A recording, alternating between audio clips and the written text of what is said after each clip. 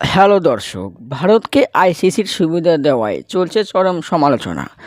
অনেকেই বলছে এটা আইসিসির টুর্নামেন্ট নয়, এটা ভারতের টুর্নামেন্ট। আজকেই পর্দা নামবে টি-20 বিশ্বকাপের। আজ টি-20 বিশ্বকাপের ফাইনালে শেষ হাসিটা হাসবে কার? ভারতের নাকি দক্ষিণ আফ্রিকার? আজ শিরোপা জিতলে প্রোটিয়াদের ২৬ বছরের অবসান ঘটবে।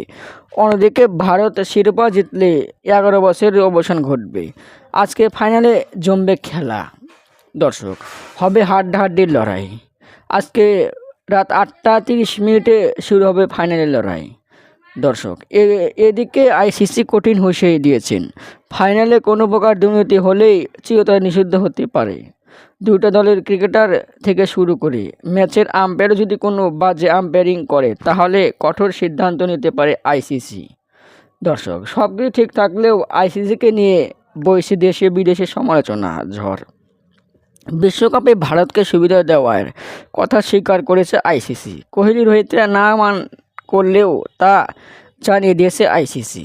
দর্শক, আজকে ফাইনালে কে কাঁদবে আর কে হাসবে আপনারা কমেন্টের মাধ্যমে জানিয়ে দিন।